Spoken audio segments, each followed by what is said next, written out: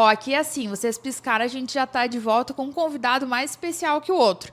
E agora chegou aqui, então, Dilvo Grolli, seja muito bem-vindo. Ele é administrador de empresas, pós-graduado em gestão empresarial e logística, é diretor-presidente da Copavel Cooperativa Agroindustrial. Seja muito bem-vindo, seu Dilvo. Muito obrigado pelo convite. Ó, a gente está aqui para falar muito sobre o fortalecimento, né, fortalecendo a cadeia produtiva por meio do desenvolvimento humano, que é extremamente importante, né? E o senhor ali, estando como diretor-presidente da Copavel, eu queria saber como que vocês desenvolvem o cooperativista, né? O cooperativista para difundir o conhecimento tecnológico, oportunidade para toda a cadeia do agronegócio. Como vocês incentivam os seus associados, os seus cooperados a olharem de uma forma diferente para tudo isso? O desenvolvimento humano é o alicerce das empresas. E nós, muitas vezes, reclamamos dos nossos colaboradores. Mas o questionamento é o que eu fiz até hoje pelo colaborador? Como que eu inseri esse colaborador na cultura da empresa e como que eu inseri esse colaborador para ser um inovador dentro da empresa? Então, o desenvolvimento humano passa pelo como você vê as pessoas. Não pode olhar a pessoa somente pela força do seu braço. Você tem que olhar a pessoa como que a cultura da empresa e que ele seja um inovador. E assim é com os agricultores e pecuaristas. Aliás, há uma revolução muito grande no campo, muito grande. A Copavel tem a sede na cidade de Cascavel e ela está no oeste e no sudoeste do Paraná. Há muitas faculdades de administração de empresas, muitas faculdades de agronomia e veterinária. E tem vários filhos de produtores rurais que estão nessas faculdades. Antigamente, o nosso pai, nossa mãe, a nossa família diziam assim para a gente, eu morava na fazenda, filho, vai estudar e se forma médico, que a agricultura e a pecuária não vai te dar dinheiro. Então, eu nasci e cresci com esse pensamento que a agricultura e a pecuária não ia dar dinheiro e eu tinha que ser uma pessoa notada na cidade e o médico era a pessoa que tinha uma notabilidade muito grande. Hoje não.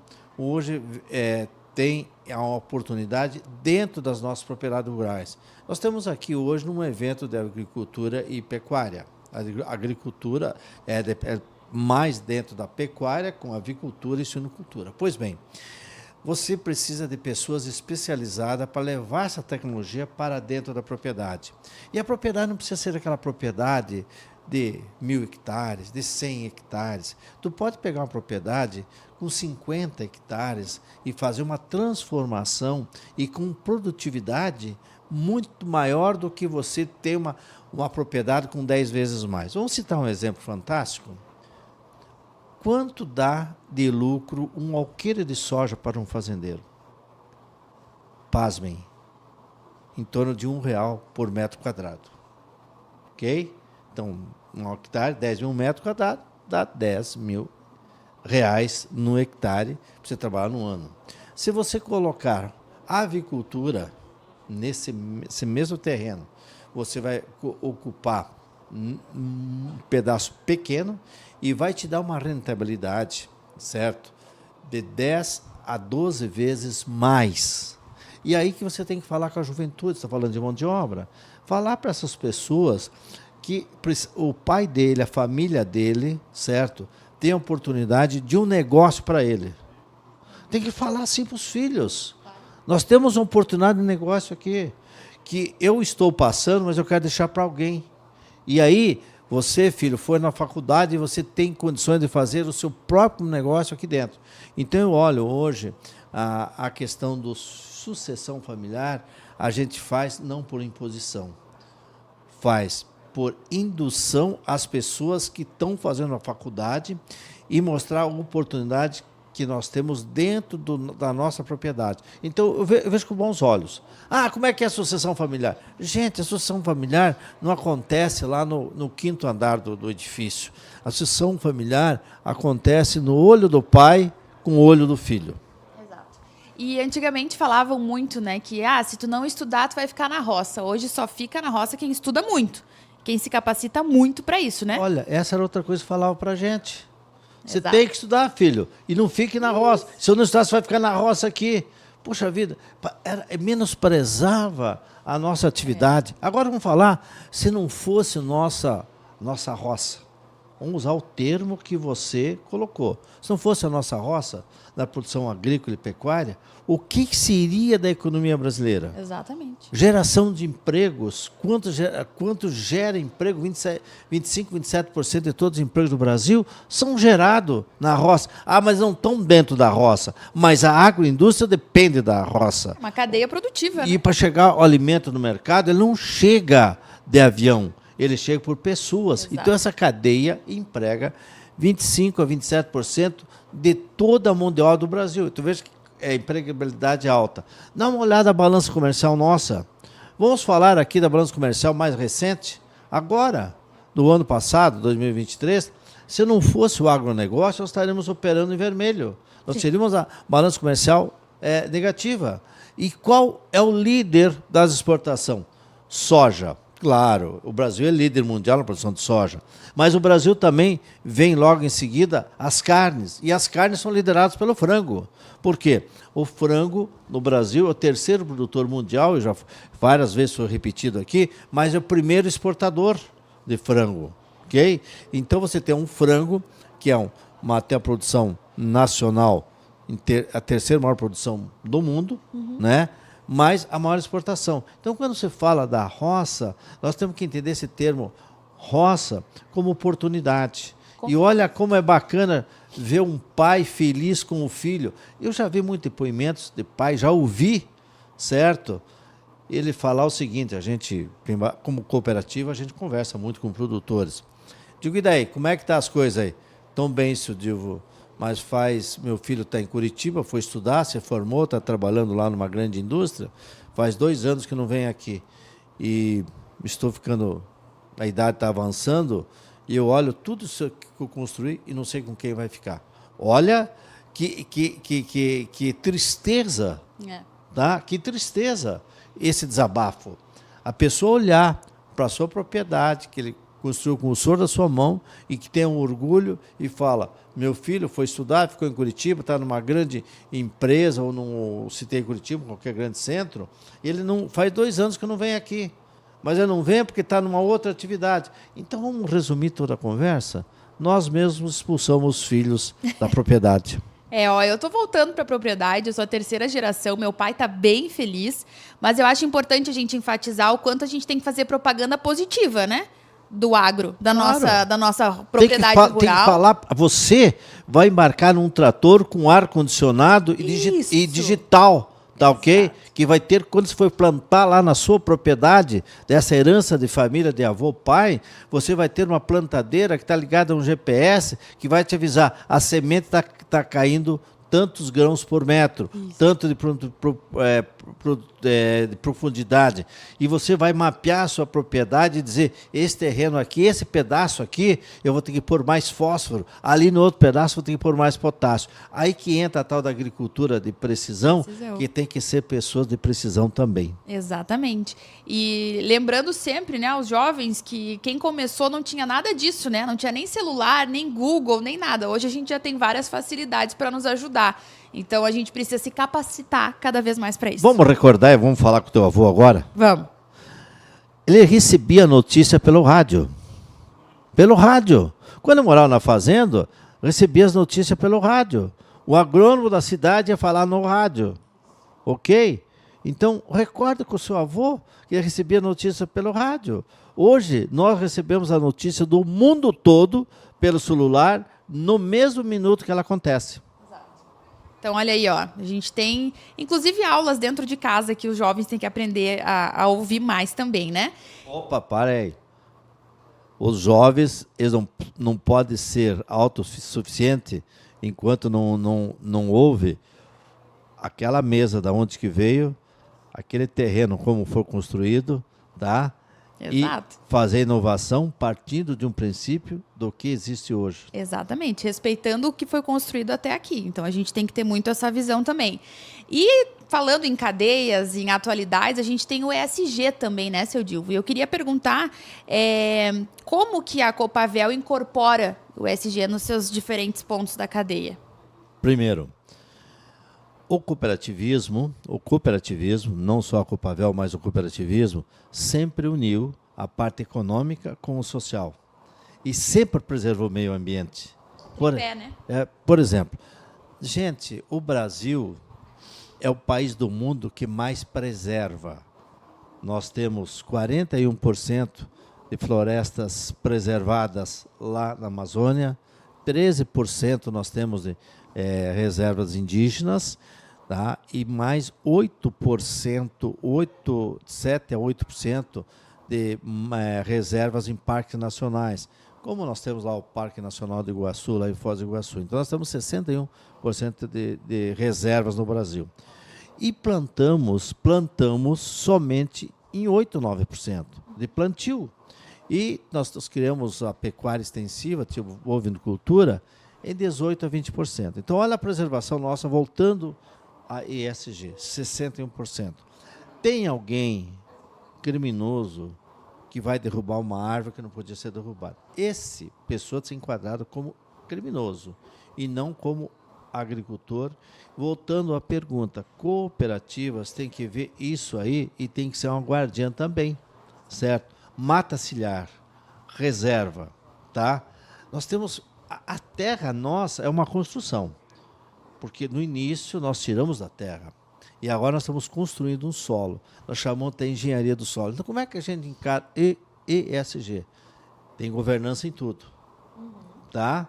Tem meio ambiente em tudo, tá? Então, esse é o setor que no cooperativismo é palavra de ordem já há muitos anos, ESG, tá? Então, o meio ambiente, né? E junto com a governança, né? E todo esse sistema. E isso está acontecendo nas grandes empresas também. E olha como é bonito nós vermos uma empresa falando ESG e você vai ver um produto dela lá e tem um selinho bacana lá. Nós preservamos o meio ambiente. É isso aí.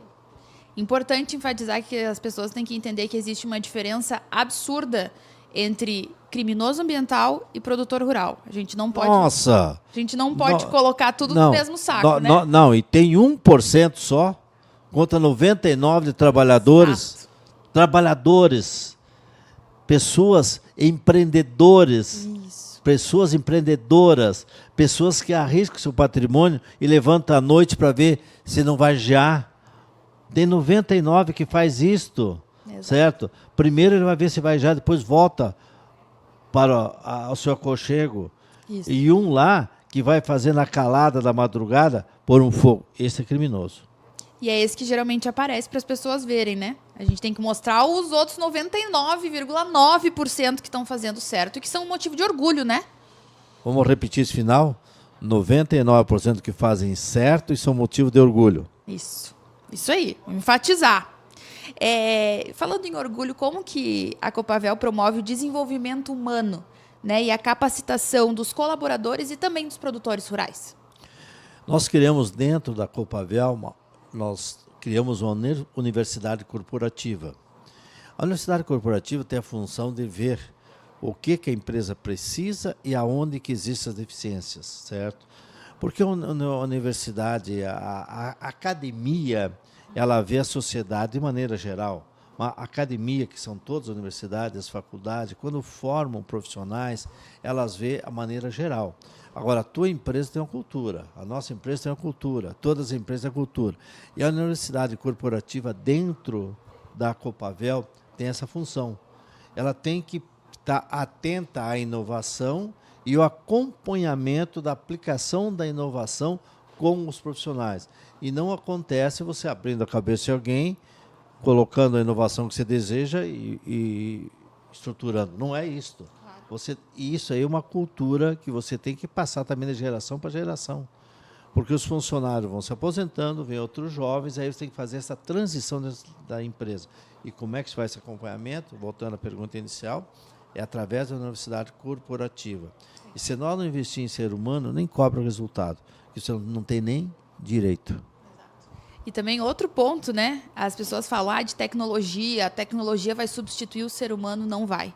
O ser humano precisa estar capacitado e por trás de toda a tecnologia tem que ter, uma cabecinha pensante lá, né, seu Não Gil? existe substituto para o ser humano. Exatamente. Existe esquecimento de preparar o ser humano para a tecnologia. Isso, mão de obra qualificada. Exato. Agora, dizer que a tecnologia vai substituir o ser humano não existe. Não. E, aliás, quando fazem isto, deixa uns parafusos soltos. Verdade. Pensando no futuro, seu Dilvo, quais os principais desafios e oportunidades que você enxerga para os próximos anos na avicultura e também no cooperativismo? Vamos lá. Somos líderes na produção, somos o terceiro maior produtor de aves do mundo, tá? E somos o líder em exportação. O que eu vejo na avicultura? Nós vamos assumir o primeiro lugar também na produção, que vamos passar os Estados Unidos, vamos se aproximar da China. Eu vejo que nós temos condições aí de crescer 3, 4% por ano na produção agrícola e assumir a liderança e continuar a liderança das exportações. A suinocultura. A suinocultura, hoje nós somos o quarto produtor mundial de suíno, com 5 milhões e 5,2 milhões de toneladas, né? Nós temos condições de duplicar isso aí. Por quê? Existe uma demanda por suínos no mundo. Existe uma demanda. E nós temos uma facilidade para produzir suíno para a nossa extensão territorial. Terceiro, nós somos líderes na produção de soja, somos o terceiro maior produtor de milho também do mundo, mas nós vamos aumentar essa produção com valor agregado. O que é o valor agregado? Fala tanto esse valor agregado, agora vamos falar com a área urbana. O que é valor agregado? Se nós produzirmos 1 tonelada de milho e vender, nós vamos vender por 180 a 200 dólares no exterior. 1 tonelada de soja, nós vamos vender por 450 a 500 dólares no exterior. Quando transforma numa tonelada de frango, carne de frango no exterior, nós vamos vender por 2 mil dólares. Nós chegamos a colocar no milho 10 vezes o valor de 180, 200 dólares a tonelada. Quando jogo para o frango, é evidente que não é só uma por uma, mas aí vai para 10 vezes. Quando pego uma tonelada de soja de 400, 500 dólares hoje para vender e jogo para o frango, multiplica por 5. E aonde que fica esses valores? Fica na cadeia. Começa com a pessoa de tecnologias, as empresas de tecnologia, passam pelas distribuidoras de insumos, vão para a propriedade, vão para a agroindústria e chega na gôndola do mercado. Então, qual é o futuro do Brasil e do agronegócio? É uma oportunidade imensa de crescimento. Vou dar mais um número bacana aqui que eu gosto de trabalhar. Em 2023, toda a produção brasileira de grãos foi 321 milhões de toneladas. 23. 24, esse ano que estamos vivendo agora, é 297, porque deu problema de clima no Rio Grande do Sul, deu no Centro-Oeste, nós vamos produzir, era 321, caímos para 297. Mas quanto que nós vamos produzir em 2025? Vai dar 335 a 340 milhões de toneladas. Veja quanto que nós vamos crescer, em torno de 8, 10%.